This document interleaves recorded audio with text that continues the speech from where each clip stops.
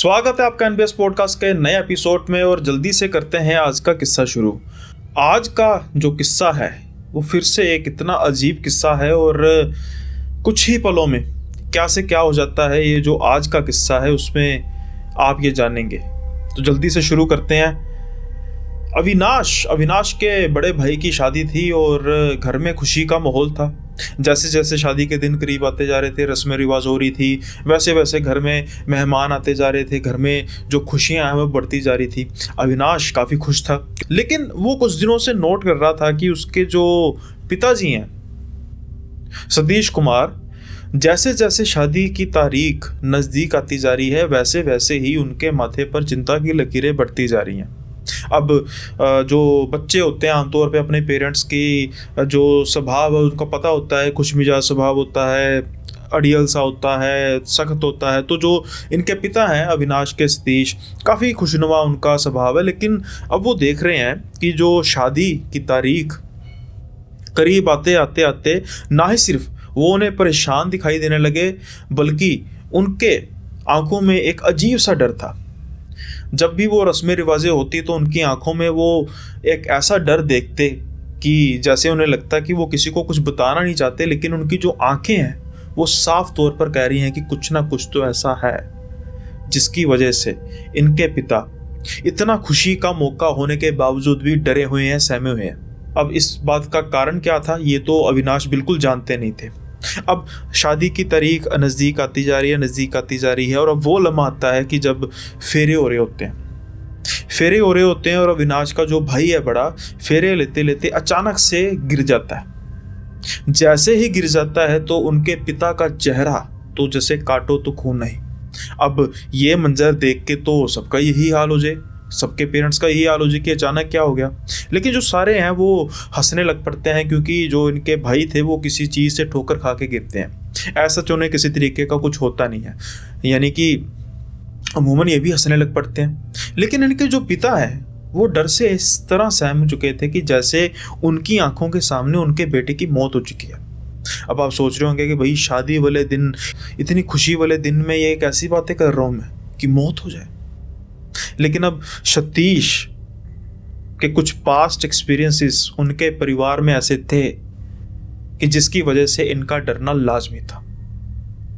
शादी की रस्में पूरी होती हैं, बिल्कुल जो सारे का सारा रस्में रिवाज, सारी की सारी शादी बिल्कुल सही तरीके से हो जाती है और अविनाश का बड़ा भाई बिल्कुल ठीक ठाक होता है।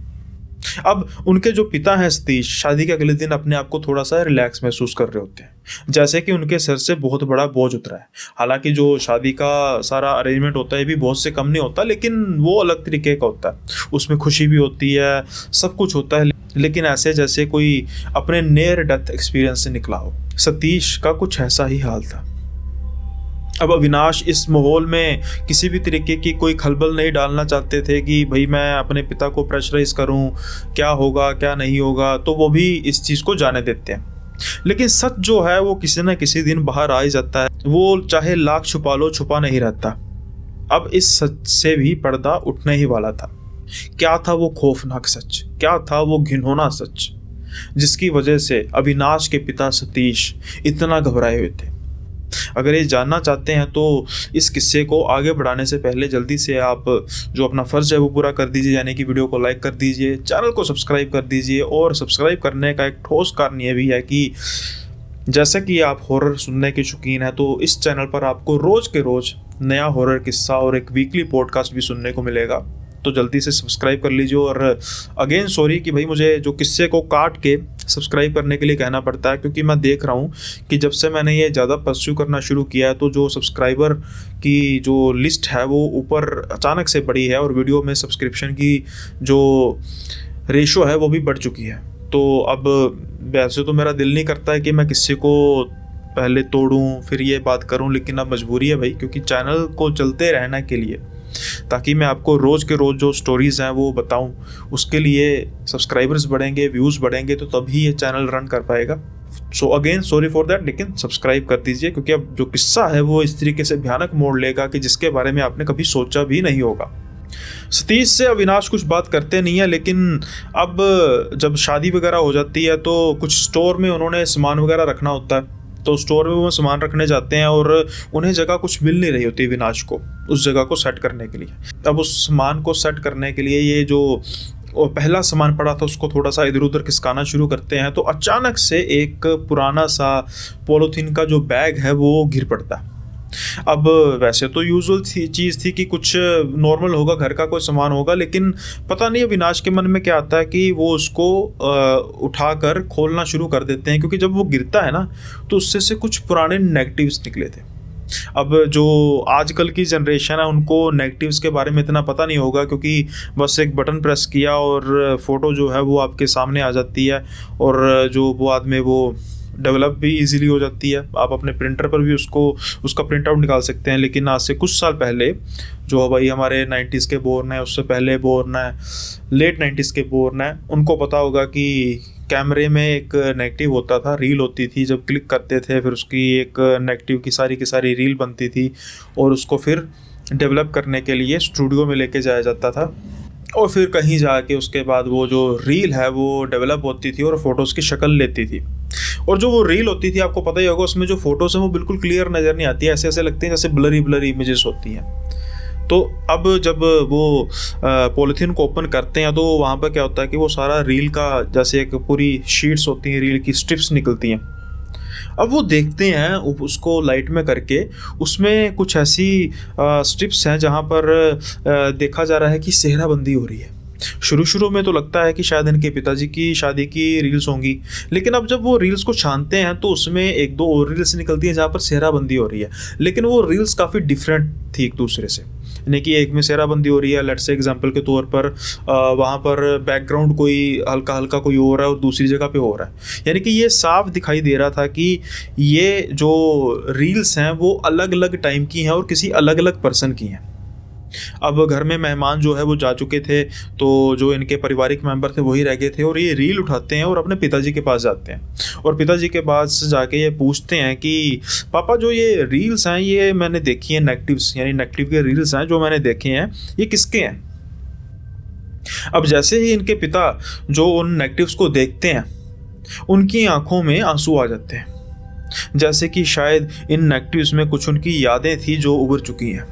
अब जब अविनाश ये देखता है तो वो थोड़ा सा इस चीज़ को देख के हैरान होता है कि अमूमन तौर पर इनके जो पिता हैं वो काफ़ी खुशमिजाज हैं, लेकिन कुछ ही दिनों में अचानक से इनके स्वभाव में ऐसी तब्दीली कैसे आ गई कि पहले बिल्कुल डरे सहमे से अब उनकी आंखों से आंसू देख रहे हैं। तो फिर वो पूछते हैं कि पापा हुआ क्या। कुछ समय तो उनके पिताजी जवाब नहीं देते, यानी कि जैसे कि वो कुछ पुरानी यादों में खो चुके होते हैं। फिर इनके पिता को अविनाश लाते हैं और पूछते हैं कि पापा बात क्या हुई, बताओ तो सही। अचानक से जैसे इनके पापा रियलिटी में आते हैं, और जब वो अविनाश की तरफ देखते हैं तो अब उनके चेहरे पर, उनकी आंखों में डर साफ तौर पर दिखाई दे रहा था, जैसे कि फिर से मैं कहूँ कि उन्होंने साक्षात मौत देख ली है। अविनाश से अब रहा नहीं जाता और वो पूछता है कि पापा मैंने बहुत नोट किया है कि शादी के टाइम पर आप इतना मुझे डरे हुए लग रहे थे, बताओ तो सही क्या बात है। लेकिन इनके जो पापा हैं अभी वो कुछ इतना बोलने की हालत में थे नहीं, और इनकी जो मदर हैं वो आ जाती हैं, तो जैसे तैसे करके वो मामले को थोड़ा सा शांत करती हैं और कोई और बातें शुरू कर देती हैं। लेकिन अविनाश ने तो ये ठान ही लिया था कि मैं तो आज पता करके रहूँगा कि आखिर में इस चीज़ का रहस्य है क्या, जो इनके पिता को इतनी देर से परेशान कर रहा है, और जो ये नेगेटिव हैं इनमें जो लोग हैं ये कौन है। अब एक आधा दिन बीतता है तो जब ये देखते हैं कि जो पिता हैं वो अब काफ़ी हद तक अपने आप को ठीक महसूस कर रहे हैं, तो बहुत ज़्यादा जिद करने पर फिर इनके पिता इनको किस्सा सुनाते हैं अपने अतीत का, अपने अतीत से जुड़ा एक खौफनाक किस्सा। क्या था वो किस्सा? सबसे पहले तो ये पता लगाना बनता है कि इस नेगेटिव में वो लोग कौन थे। अब कुछ लोग तो इनके दादा दादी थे, कईयों में तो ये खुद भी थे यानी सतीश, लेकिन कुछ लोग ऐसे थे जो अब नहीं है। अब अविनाश जब इस चीज़ के बारे में थोड़ा सा डिटेल में पूछना शुरू करता है तो वो पूछता है कि अब ये सेहराबंदी जो मुझे नज़र आ रही है ये किनकी है, आप तो नहीं लग रहे। तो सतीश कहते हैं कि बिल्कुल ये मैं नहीं हूँ, ये मेरे बड़े भाई थे। अब जब अविनाश ये चीज़ सुनता है तो वो हैरान रह जाता है कि बड़े भाई, जहाँ तक कि मेरा ख्याल है कि मेरे तो ताऊ जी कोई है ही नहीं, तो फिर ये कहाँ से आ गए, कोई दूर के रिश्तेदार थे? तो वो कहते हैं कि नहीं, मेरे सगे बड़े भाई, जो मुझसे, एक मेरे भाई जो थे वो 7 साल बड़े थे और एक जो मेरे भाई हैं वो 10 साल बड़े थे। अब सतीश जब ये बात कर रहे होते हैं तो फिर से इनकी आंखें नम होती हैं। नेचुरली बात है, ये चीज़ तो कहीं ना कहीं अविनाश को क्लियर हो चुकी थी कि जो ये अपने बड़े भाइयों की बात कर रहे हैं वो अब है नहीं, क्योंकि होते तो उनको तो पता होना था। अब कई बार क्या होता है कि परिवार में कुछ लड़ाइयाँ भी हो जाती हैं, तो उसके बावजूद भी ये तो पता होता ही है कि हमारी रिश्तेदारी है। अब अविनाश पूछते हैं कि इनके साथ हुआ क्या? तो सतीश कहते हैं कि जो मैं बात करूँगा उसका विश्वास कर पाओगे? तो अविनाश कहते हैं कि मेरे पिता अगर मुझे बता रहे हैं तो मैं क्यों नहीं करूँगा। तो फिर सतीश कहते हैं कि इनके साथ ऐसा कुछ हुआ जिसको लेकर मैं इतना परेशान था अपनी बेटे की शादी में। मैं अपने बेटे की शादी के समय में इतना डरा हुआ था, इतना परेशान था, उसका एक बहुत ही भयानक कारण है। और वो ये है कि एक बार मैं और तेरे ताऊ जी दोनों जी एक स्कूटर पर घर वापस जा रहे थे, हम काम से गए हुए थे बाहर और काफ़ी समय हो चुका था और रात का समय था और हम वापस आ रहे थे तीनों जाने स्कूटर पे। अब जो मेरे सबसे बड़े भाई हैं थे, तो उनको वॉशरूम पेशाब जाना होता है, तो वो रास्ते में स्कूटर को रोकते हैं और झाड़ियों के पास बाथरूम करने चले जाते हैं। अब जैसा कि मैंने कई पॉडकास्ट पे, कई स्टोरीज में कहा है कि भाई ऐसी जगहों पर, बिल्कुल सुनसान इलाकों पर जहाँ पर आपको कुछ पता नहीं है, तो बाथरूम वगैरह करना सही नहीं होता, और उनके साथ भी कुछ ऐसा ही होता है। जब वो बाथरूम कर रहे होते हैं तो ये दोनों भाई आपस में बातें कर रहे होते हैं और अचानक से ये अपने बड़े भाई की तरफ देखते हैं तो वो कुछ आगे बढ़ते जा रहे हैं, झाड़ियों की तरफ, जैसे कोई हिप्नोटाइज हुआ होता है, बस बढ़ते जा रहे हैं, आगे बढ़ते जा रहे हैं। और ये इनको आवाज़ें लगा रहे हैं, भैया क्या हुआ, कहाँ जा रहे हो, क्या देख लिया? लेकिन वो किसी तरीके की कोई आवाज़ पर रिएक्ट करते नहीं, बस वो आगे बढ़ते जाते हैं, बढ़ते जाते हैं। एक आधा मिनट तो ये आवाज़ लगाते हैं कि सुन के पीछे आ जाएंगे। जब वो ऐसा करते नहीं है तो वो इनके पीछे जाना शुरू कर देते हैं। जब वो इनके पीछे जाना शुरू कर देते हैं तो जब उनके पास पहुंचते हैं तो वो झाड़ियों में काफ़ी अंदर तक जा चुके थे, और जब उनको हिलाते हैं तो वो अपने सेंसेस में आते हैं। तो जब वो अपने सेंसेस में आते हैं तो ये सतीश उनको, अपने भाई को पूछते हैं कि भैया क्या हुआ, कहाँ पर जा रहे थे? तो वो कहते हैं कि वो मुझे बुला रही है, वो मुझे बुला रही है। अब सतीश डर से इधर उधर देखते हैं, सारा देखते हैं, और वो कहते हैं कि कौन बुला रही है भैया, किसकी बात कर रहे हो?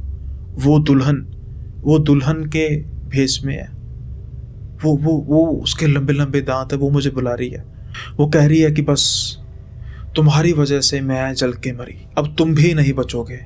वो मुझे बुला रही है, अपने पास बुला रही है। अब इस तरीके की बातें सुन के तो सतीश पहले डरते हैं, और कुछ उनके दिमाग में ऐसा आता भी है खुराफात की, कहीं ये मेरा मजाक तो नहीं उठा रहे, और हंस के ये कहते हैं कि भैया क्या बात कर रहे हो, चलो चलें। लेकिन भैया की आंखों में जो डर था उसको सतीश काफ़ी साफ तौर पर महसूस कर पा रहे थे। अब जब उनका हाथ पकड़ते हैं तो हाथ उनका इस तरीके से गर्म हुआ होता है जैसे किसी पर्सन को तेज बुखार हुआ होता है। लेकिन सतीश इस चीज़ को ज़्यादा डिले नहीं करते, और वो अपने भाई की हाथ पकड़ते हैं और उनको बस झाड़ियों से बाहर खींच के ले जाते हैं। जब अपने मझले भाई को, यानी कि जो दूसरे इनके भाई थे, बड़े भाई थे, उनसे बात करते हैं तो वो भी कहते हैं कि पता नहीं क्या चीज़ है, बैठो। लेकिन जो इनके बड़े भाई ने देखा था, कुछ ही समय में इस चीज़ के दर्शन इनको भी होने वाले थे। अब वो स्कूटर पर बैठते हैं और वो इलाका था सारा आसपास झाड़ियाँ थी। चला जो स्कूटर थे वो सतीश रहे थे। अचानक इनकी झाड़ियों पे बिल्कुल साइड पे नज़र पड़ती है कि झाड़ियों में कोई भागे जा रहा है, भागे जा रहा है। इनके बिल्कुल स्कूटर की स्पीड के जितना ही भागे जा रहा है। वो कोई इंसान तो हो ही नहीं सकता, जानवर भी होगा, लेकिन उसने लाल रंग के कपड़े थोड़ा पहने होंगे, और उसकी जो गर्दन थी वो इनकी तरफ मुड़ी हुई थी। अब कोई इंसान भाग भी रहा है, माना भी जाए, तो वो अपने सामने देख के भागेगा, कहीं गिर ना जाए। अब वो पहली बात तो भाग नहीं रहा था, भाग रही थी। लंबे से बाल, और इस तरफ उसने जो इनकी तरफ ध्यान किया था, इनकी तरफ देख के हंस रही थी, और बड़े से दांत, ठीक जैसे इनके बड़े भाई ने कहा था। और जो वो पहरावा था वो दुल्हन वाला पहरावा था। अब आप खुद इस चीज़ का मंजर देखिए, और सबसे मेन चीज़ कि वो उनको दिख कैसे रही थी कि उसकी जो आंखें थी वो अजीब से तरीके से चमक रही थी। बस ये देखना बाकी था। अब ये नज़ारा तीनों जाने देख चुके थे जैसा मैंने कहा। अब बस ये स्कूटर को भगाते हैं क्योंकि इनको पता लग चुका था कि कोई इन्होंने ऐसी शय देख ली है या फिर कुछ उन्होंने ऐसा गलत कर दिया है कि जिसकी वजह से कोई अनहोनी इनके पीछे लग चुकी है। जैसे तैसे करके जब वो झाड़ियों का इलाका ख़त्म होता है, शहर का इलाका शुरू होता है, तो इनको वो चीज़ नज़र तो नहीं आती, लेकिन इनको महसूस हो रहा होता है कि इनके स्कूटर के पीछे कोई भाग रहा है। अब जब ये सब कुछ होता है तो ये हड़बड़ाहट में घर पहुंचते हैं, और जब घर पहुंचते हैं तो तीनों का वही हाल होता है जो सतीश के सबसे बड़े भाई का, यानी कि बुखार से बुरा हाल था। अब जैसे तैसे करके ये अपने पेरेंट्स को बात बताते हैं। उनके पेरेंट्स डर जाते हैं क्योंकि ये जो समा था ये काफ़ी साल पहले का समा था और लोग गाहे बगाहे इन चीज़ों पर बहुत जल्दी विश्वास कर लेते थे। अब जब ये सब कुछ सुनते हैं तो सब डर जाते हैं कि पता नहीं क्या चीज़ पीछे लग गई। लेकिन जो ये किस्सा था यहीं पर ख़त्म होने नहीं वाला था। अब वो शुरू होने वाला था एक मौत का खेल, और मौत का खेल भी ऐसा कि जो किसी ने सोचा तक भी नहीं था। कुछ दिन तक इन तीनों भाइयों को सपने में वही औरत नजर आती थी, या कहीं की चुड़ैल नजर आती थी, और वो कहती थी कि मैं तुम्हें छोड़ूंगी नहीं, तुम्हारी वजह से मैं जलकर मरी हूं, मैं तुम्हें छोड़ूंगी नहीं। अब ऐसा भी क्या इन तीनों ने कर दिया था? क्या कोई पुराना पाप किया था? क्या कोई किसी लड़के के साथ गलत किया था? नहीं, ऐसा कुछ था नहीं। गलत सिर्फ कहीं ना कहीं गलती से ये हुआ था कि जब इनके भाई वहाँ पर पेशाब करने गए तो इनकी कुछ ही दिनों बाद शादी थी, और जब शादी होने लगती है तो आपको भी पता है कि गाना वगैरह कुछ समय पहले, आज भी जो होता है वो कुछ समय पहले, कुछ महीनों पहले तक भी गाना वगैरह बांध दिया जाता है, और लड़के को या लड़की को जैसे इन केस किसी की डेथ हो जाए तो वहाँ पर उनको संस्कार में नहीं जाने दिया जाता, या बिल्कुल अकेले नहीं जाने दिया जाता। उसका यही कारण होता है कि कुछ ऐसी चीज़ें कहीं गलती से भी पीछे न लग जाए। लेकिन शायद इनके माँ बाप ने इस चीज़ को दरकिनार किया, और उसी का खामियाजा इन्होंने भुगता, और इसकी कीमत जो चुकाई वो परमात्मा ऐसी कीमत कोई भी ना चुकाए। अब जैसे तैसे करके पंडित जी से विचार विमर्श किया जाता है, तो पंडित जी भी डांटते हैं कि आपको नहीं पता कि जब शादी होने में कुछ ही दिन होते हैं तो ऐसी जगहों पर अकेले नहीं जाते। तो वैसे तो दोनों भाई थे साथ में, लेकिन जैसे बाथरूम वगैरह किया झाड़ियों की तरफ सुनसान इलाके में। खैर, अब जब जो हो चुका था वो तो हो ही गया था, पंडित जी भी क्या कर सकते थे। थोड़ा बहुत उन्होंने गंगा जल छिड़का, थोड़ी बहुत शुद्धिकरण किया, उसकी वजह से कुछ दिन फर्क तो पड़ा। लेकिन अब वो दिन आ चुका था जिस दिन थी इनकी शादी। सब रस्में ठीक हो जाती हैं, अच्छे तरीके से हो जाती हैं। अब समय था फेरों का। पहला फेरा होता है, दूसरा फेरा होता है। जैसे ही तीसरा फेरा होता है तो अचानक से इनके बड़े भाई को खून की उल्टी आनी शुरू हो जाती हैं, और देखते ही देखते वो मंडप में ही, बेदी के सामने ही अपने प्राण त्याग जाते हैं। एक तरफ जहां पर हंसी खुशी चल रही थी, खुशियों की शादी की धूम थी, वहां पर अचानक से मौत का मातम पसर जाता है। किसी को कुछ समझ में नहीं आ रहा था कि ये हुआ क्या, कैसे हुआ, क्यों हुआ। एक हट्टा कट्टा इंसान फेरे जो ले रहा है, अचानक से उसकी मौत, अचानक से खून की उल्टियां आई और मौत, ये कैसे हो सकता है? किसी की समझ में कुछ नहीं आ रहा था, लेकिन समझ में आए भी कैसे, सबका तो रो रो के बुरा हाल था। इतना जो मंजर था, इतना भयावह मंजर था कि बस किसी की भी रूह कांप जाए। अब जो होना था वो तो हो गया, इसको रोका कैसे जा सकता था? शायद रोका भी जा सकता था, लेकिन समय बहुत कम था। कुछ साल बीतते हैं, ऐसे जो जख्म है वो पूरी तरीके से भर तो नहीं सकते, लेकिन जब कोई नई खुशी आती है घर में तो कुछ हद तक ऐसे जख्मों पर जो है वो मरहम लग जाता है। अब ऐसी ही खुशी आई सतीश के दूसरे भाई की शादी। अब उनके दूसरे भाई की शादी, सारी रस्में जो हैं वो अच्छे तरीके से पूरी हुई, लेकिन जब फेरों का समय आया, तीसरा फेरा पूरा होते ही इनकी भी वैसे ही मौत हुई। इनको भी अचानक खून की उल्टियां आई, और देखते ही देखते इनके भी प्राण मंडप में ही, वेदी के सामने ही निकल गए। कुछ सालों पहले जो इनके बड़े भाई के साथ हुआ, सबसे बड़े भाई के साथ हुआ, अब कुछ सालों बाद ठीक वैसे ही, ठीक उसी शादी वाली रात, ठीक उन्हीं फेरों के समय पर इनके दूसरे भाई के साथ भी हुआ। अब तो हर जगह हाहाकार मच गया कि ये इनके परिवार के साथ हुआ क्या। एक मौत को तो किसी भी तरीके से जस्टिफिकेशन मिल सकती थी कि अचानक से कुछ हुआ होगा, लेकिन ठीक उसी तरीके से दूसरी मौत, ये कोई कैसे बर्दाश्त कर सकता था। हर जगह इतना बुरा हाल, इनके माँ बाप के तो बस प्राण ही निकल चुके थे। हर कोई डरा हुआ था, हर कोई सहमा हुआ था। हर किसी के चेहरे पर एक सवाल कि आखिर ये हुआ कैसे। सिर्फ ये जानते थे और इनके पेरेंट्स जानते थे कि शायद इसके पीछे कुछ कारण है, और वो कारण जो सालों पहले इन्होंने महसूस किया था उस चुड़ैल को, कहीं वही तो नहीं। आप बिल्कुल ठीक सोच रहे हैं, ये वही थी। ये वही चुड़ैल थी जिसकी वजह से ये हुआ था।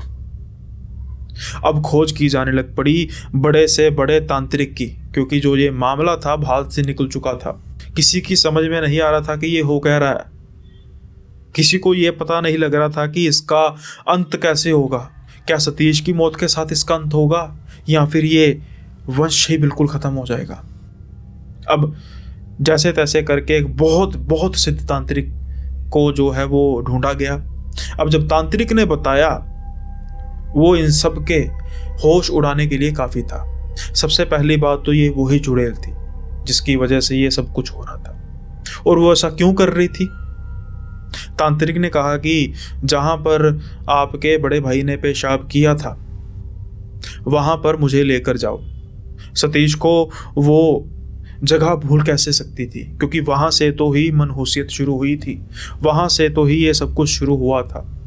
जब वहां पर गए तो सतीश ने पूछा कि बाबा जी आप यहाँ पर क्यों लेकर आए हो। तो उन्होंने पूछा कि जहाँ पर पेशाब किया था आपके भाई ने, जो वो जगह एग्जैक्ट याद है। तो हल्का फुल्का उनको था कि हाँ ये जगह थी, इसके पास आसपास की जगह हो सकती है, लेकिन क्यों। क्योंकि तांत्रिक कहते हैं कि यहाँ पर वो दबी हुई है, यहाँ पर वो चुड़ैल दबी हुई है। अब जब ये सुनते हैं तो सारे सन के सन रह जाते हैं। तो फिर तांत्रिक जी बताते हैं कि जो उन्होंने ध्यान लगाया, काफी समय तक उन्होंने ध्यान लगाया, तो पता लगा कि आज से कुछ 60 साल पहले एक नवविवाहित औरत को उसके पति ने जला दिया, और उसके जो बचे खुचे अवशेष थे तो उसने यहाँ पर गाड़े थे। तब ये सड़क जो थी वो बिल्कुल नहीं थी, यहाँ पर तो बिल्कुल उजाड़ था, किसी को कुछ नहीं पता था। तो बाद में सड़क बनी और ये सड़क का किनारा बन गया, और यहाँ पर आपके भाई ने गलती कर दी उसकी लाश पर पेशाब करने की, और उसकी वजह से कहीं ना कहीं उसकी जो आत्मा है फिर से जागृत होगी, और वो उसी फॉर्म में जागृत हुई जिस फॉर्म में उसको आग लगाई गई थी। यानी कि उसकी नई नई शादी हुई थी और उसको इसी चीज़ का पता था कि मेरे पति ने मुझे जला के मारा है, और इनकी जो है वो शादी होने वाली थी, और कहीं ना कहीं उसने सेंस कर लिया। अब वो बदला ले रही थी।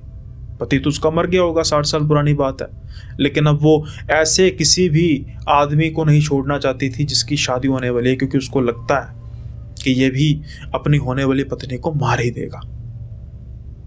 अब आत्मा है, उसके बारे में, प्रेत आत्मा के बारे में भाई क्या सोचा जा सकता है, वो कैसे सोचती है, क्यों सोचती है, उससे ना सवालत किया जा सकते हैं। लेकिन इनके पीछे लग चुकी थी, और तीसरी शादी तो सतीश की होनी थी। लेकिन खुशकिस्मती ये थी कि जो ये तांत्रिक थे वो इतने पहुंचे हुए तांत्रिक थे कि उन्होंने किसी तरीके से उसकी खुदाई करके वो हड्डियां निकाली और वो अपने साथ ले गया। पता नहीं उसका क्या किया, ये चीज़ का पता नहीं। अब होती है सतीश की शादी। जब सतीश की शादी होती है, किसी के चेहरे पर खुशी नहीं थी, सबके चेहरे पर डर, सबकी आंखें खौफ से भरी हुई। पहला फेरा होता है, दूसरा फेरा होता है, तीसरा फेरा होता है। अब सबकी जान जो है वो हलक में आ चुकी थी। जैसे ही चौथा फेरा शुरू होता है तो अचानक से सतीश को चक्कर आता है। लेकिन ये एक आम सा एक दिक्कत थी जो उसको चौथा फेरा पूरा करने में किसी तरीके की बाधा नहीं पहुंचा सकी। जैसे ही चौथा फेरा कंप्लीट होता है, जो सबके चेहरे डरे हुए थे, सबकी आंखों में खौफ था, खास तौर पर सतीश के माता पिता में, सबके चेहरे खुशी से झूम उठे।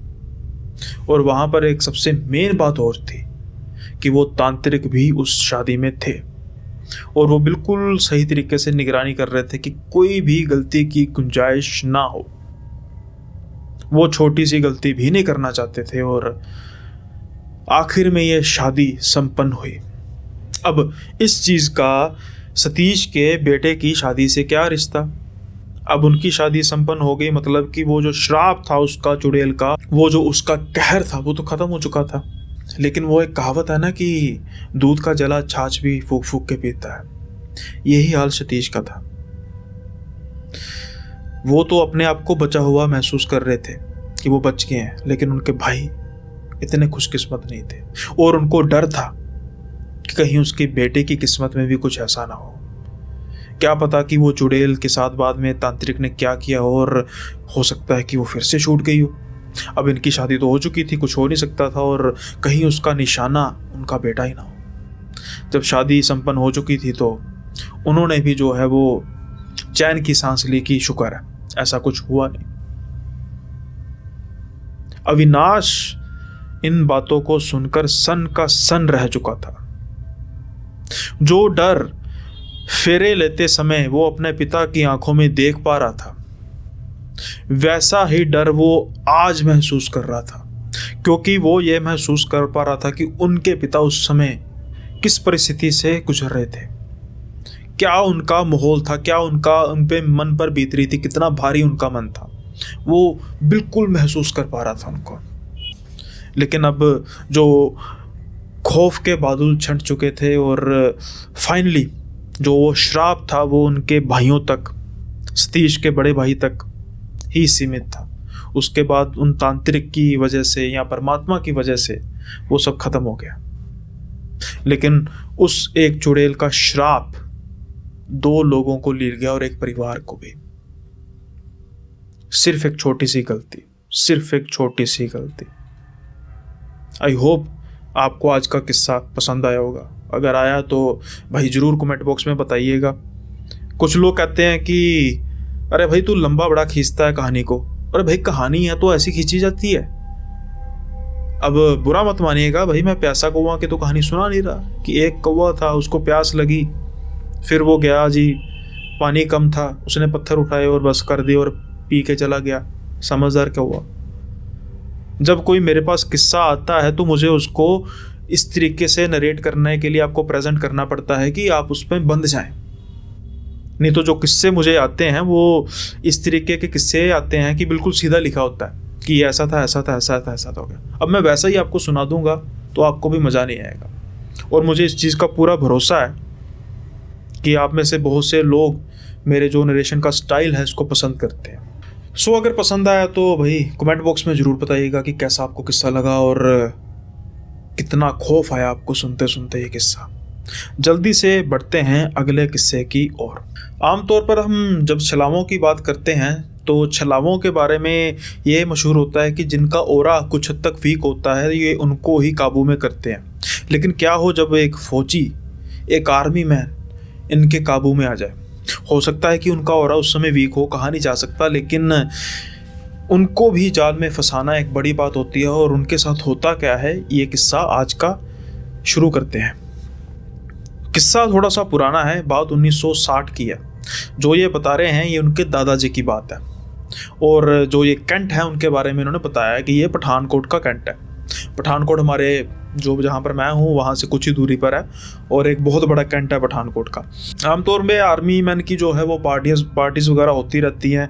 तो इनके जो दादाजी हैं वो एक अच्छे ग्रेड के ऑफिसर थे और इनका भी क्वार्टर जो था इनके कैंट से कुछ ही दूरी पर था। तो एक रात की बात ये बता रहे हैं कि पार्टी वगैरह हुई और आमतौर पर जो आर्मी वाले हैं वो तो ड्रिंक वगैरह तो करते ही हैं। तो अमूमन तौर पर इनका जो घर है वो इनके कैंट से जो क्वार्टर वगैरह जो भी थे इन्होंने रेंट पे लिया था, कैसा था पता नहीं, लेकिन जो इनकी रिहाइश थी वो तकरीबन 10 किलोमीटर की दूरी पर थी। और जो रास्ता था वो तकरीबन सीधा रास्ता था, कोई बहुत ज़्यादा मोड़ नहीं थे, एक आधा छोटा मोटा होगा लेकिन तकरीबन सीधा रास्ता था। अब रात के तकरीबन 12-1 बज चुके होते हैं और ये फैसला करते हैं कि ये चलेंगे अपने घर, कैंट में नहीं रुकेंगे। तो किसी ने रोका भी नहीं क्योंकि अभी आर्मी मैन को किस तरीके का कोई खौफ। लेकिन कोई था या कोई थी जो शायद इनका काफ़ी दिन से इंतज़ार कर रही थी और काफ़ी दिन से इनको देख रही थी और वो इनको अपने जाल में फंसाना चाहती थी। अब ये अपनी बाइक पर सवार होते हैं और चल देते हैं अपने घर की तरफ। अपने घर की तरफ जाते जाते ये कुछ ही दूरी पर देखते हैं कि एक सफ़ेद से कपड़ों में औरत जो है इनकी तरफ पीठ कर खड़ी हुई है दूरी पर, और पीठ खड़ी करके मतलब कि इनके ऑपोजिट थी, मतलब मुंह इनकी फेस इनकी तरफ नहीं था और हाथ ऐसे दे के लिफ्ट मांग रही है।